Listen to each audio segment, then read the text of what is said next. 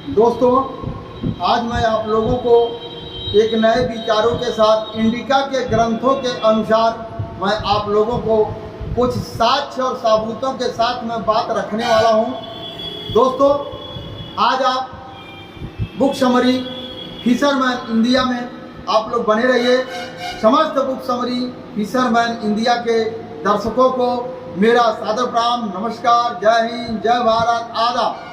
दोस्तों, आज मैं सबूतों के साथ जो बात रखने वाला हूं, आप लोगों को लगेगा एक आश्चर्यचकित बात है, तो आप बुक समरी में वीडियो के अंत तक बने रहिए, आप लोगों को अवश्य समझ में आएगा। दोस्तों, जो बात मैं करूंगा इंडिका बुक का, वह एक ऐसा प्रत्यक्ष प्रमाण है जो एक बहुत सारे चीज़ों को, रहस्य को, छिपे हुए पर्दों के पीछे रहस्य को उजागर करता है। वह इंडिका बुक क्या कहेगा, इंडिका ग्रंथ है। उजागर किया जाता है, उसके लोग जो लेखनी को उजागर किया जाता है, और जो इंडिका बुक उजागर करता है वह सारी बात बिल्कुल सत्य पर आधारित है।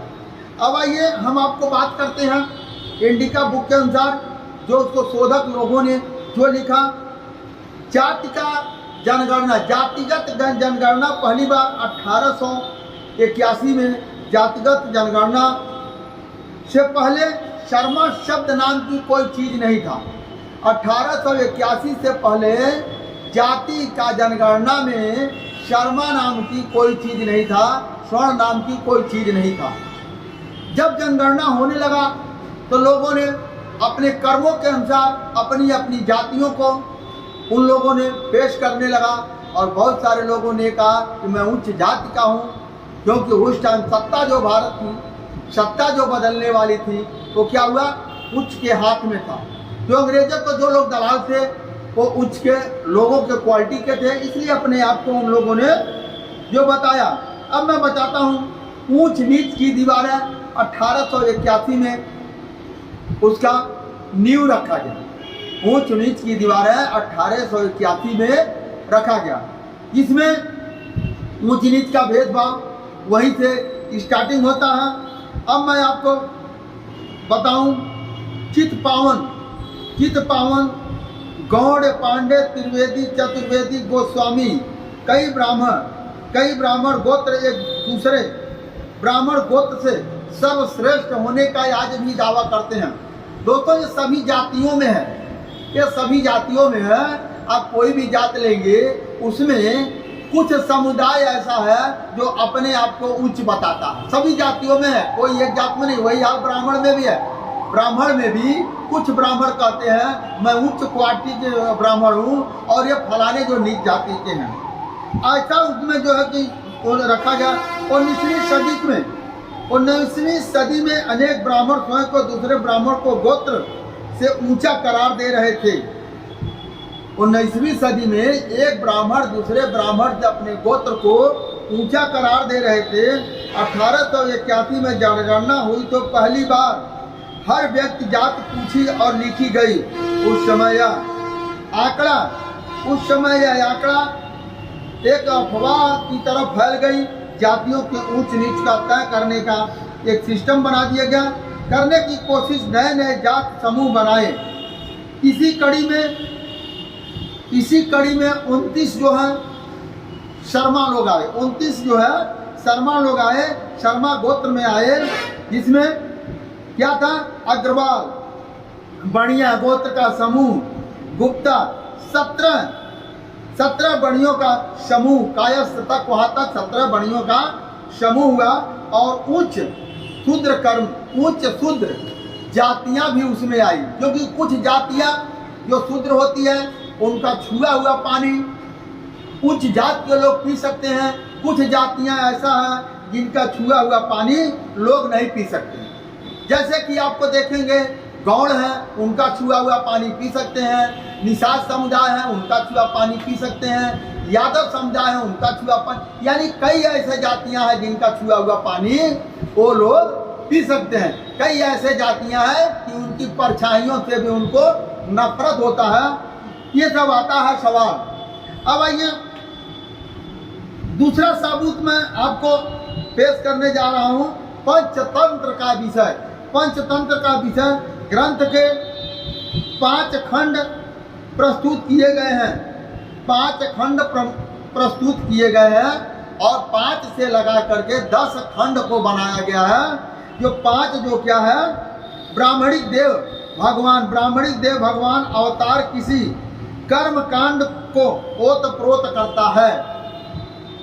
किसी कर्म कांड को ओतप्रोत करता है। नेकी करना, धोखा देना, नेकी करना, धोखा देना, मित्र से के साथ धोखा करना, ये सब उस टाइम का पाप माना गया है। अब आइए, जहाँ तक इंडिका बुक का जो साबूत है, साबूतों के साथ जो भारत का प्राचीन इतिहास है वो मैं आप लोगों को बता रहा हूँ। दोस्तों, अगर अभी तक आप लोग मेरे चैनल को सब्सक्राइब नहीं किए हैं तो इसको सब्सक्राइब करके इसको बेल आइकन को दबा करके ऑल कर दीजिए, ताकि आपको समय समय पर हमारा यह वीडियो मिलता रहे। अगर फेसबुक पर है आप लोग, इसको फॉलो कर दीजिए, लाइक कर दीजिए, कमेंट करिए। दोस्तों, पहला चीज है पाटलिपुत्र। पाटलिपुत्र का असली नाम क्या है? पहला शब्द है पाटलिपुत्र का असली नाम क्या है? पालीबुद्ध अथवा पालीबुद्ध है, जिसका अर्थ ये है बुद्ध की नगरी। जिसका अर्थ है बुद्ध की नगरी। जो पाटलिपुत्र पटना जो है उसका जो है सही नाम हमने बताया पालीभूत नाम कभी हुआ करता था। ये जो चीज एक आपको मिलेगा, मैंने पीछे बताया भी था कि कौन से ईसापुर में कौन से राजा हुए। अब आइए दूसरा, आर्यावर्त भारत और पांड्या देश। आर्यावर्त भारत और पांड्या देश 3 देश था। 3 देश अलग अलग और भिन्न भिन्न देशों में आर्यावर्त भारत का से दूसरे और अलग क्षेत्र था। ये जो पांड्या देश आर्यावर्त भारत से एक दूसरा अलग ये क्षेत्र था। दूसरा अलग क्षेत्र था। तीसरा, मौर्य काल तक भारत में कोई वर्ण व्यवस्था की कोई जाति नहीं थी। मौर्य काल तक भारत के अंदर ये साबूत बताता है कोई वर्ण व्यवस्थाओं की कोई जाति नहीं थी। ना कोई नीच था, ना कोई ऊंच था, ना कोई शूद्र था, ना कोई अति शूद्र था। इस टाइप की कोई चीजें नहीं थी। सब लोग मानव जैसे थे, सब लोग एक जैसे थे। जात की पद्धति नहीं थी। गरीब और अमीर थे, राजा और प्रजा थे, मंत्री थे, लेकिन कोई जात नहीं था। मौर्य काल तक भारत में कोई जात नहीं थी। अब आइए चौथा, आर्य मीडियन ब्राह्मण। चौथा जो चीज है उन्होंने साबूत को पेश किया इंडिका बुक।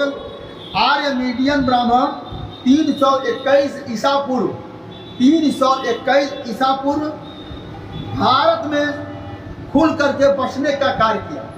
321 ईसा पूर्व जब राजा संदर्भकोष्ठ का राज हुआ, आर्यावर्त देश को उन्होंने जीता, तो उस टाइम उनको खुली आज़ादी मिली और उन्होंने खुल करके भारत में बसने का कार्य किया। जो वहाँ से क्षत्रप यानी शैल कुछ निकले, क्षत्रप उसको कहा जाता था जो एक क्षेत्र की रखवाली करता था, एक क्षेत्र का मुखिया होता था, एक क्षेत्र का राजा होता था, उसको क्षत्रप कहा जाता था। मतलब छत्री। आज का वो लोग अपने आप को छत्री बन गए, लेकिन उस टाइम उनको क्षत्रप कहा जाता। क्षत्रप शैलकुश निकेयर के हराने के बाद आर्यावर्त का इलाका संदर्भकोष्ठ नाम के राजा को शैलकुश निकेयर में दहेज में दे दिया। क्या हुआ? आर्यावर्त देश को शैलकुश निकेयर ने संदर्भकोष्ठ नाम के राजा को दहेज में दे दिया। अब 5वां प्रमाण मैं आप लोगों को बता रहा हूं। भारत में 3 तरह के अगुआ होते थे। भारत में 3 तरह का अगुआ होते थे, ब्राह्मण, श्रमण तथा श्रमण ब्राह्मण। एक ब्राह्मण, श्रमण और दूसरा श्रमण ब्राह्मण। 3 तरह का अगुआ हुआ करते थे। छठा चीज मैं आपको बताऊं, मैगस्थीन सिंध दरिया के साथ साथ अनेक नगरों का फलने फूलने का उल्लेख किया है। उन्होंने मैगस्थीन ने भारत के अंदर अनेक शहरों का, नगर का, फलने फूलने का उन्होंने उल्लेख किया अपनी किताब में। जैसे हड़प्पा कालीन खुदाई, सिंधु घाटी की सभ्यता, उस टाइम ये शहर खंडहर नहीं हुआ था। उस टाइम तक ये शहर खंडहर नहीं हुआ था। ये फलता फूलता एक नगर था, बहुत सुंदर उस टाइम का नगर था। वहाँ की सभ्यता बहुत अच्छी थी, बेहतर थी। उस टाइम तक वहाँ पर कोई अर्थ नहीं होता है। अब मौर्य काल के बाद, मौर्य काल तक जो है वो नगर पूरा आबाद था और जो वहाँ के लोग खुशहाल थे। मौर्य काल तक जो इंडिका बुक का जो साक्ष्य मिलता है, मौर्य काल तक कोई खंडहर नहीं था। मौर्य काल के बाद उन महानगरों को यहूदियों का आगमन हुआ। उन महानगरों को जो बसते थे, फलते फूलते थे, खुशहाल थे, उन नगरों को नष्ट किया गया। उन नगरों को नष्ट किया गया। अब ये दूसरा चीज, सातवां जो साक्ष्य मिलता है इंडिका बुक में, और इंडिका बुक क्या, चंद्रकोश और चंद्रगुप्त मौर्य, अर्थात चंद्रगुप्त मौर्य के वंशावली में उनके पर्सनल जो इतिहासों में कहीं भी कौटिल्य नाम का, चाणक्य नाम का कोई जिक्र आता ही नहीं है।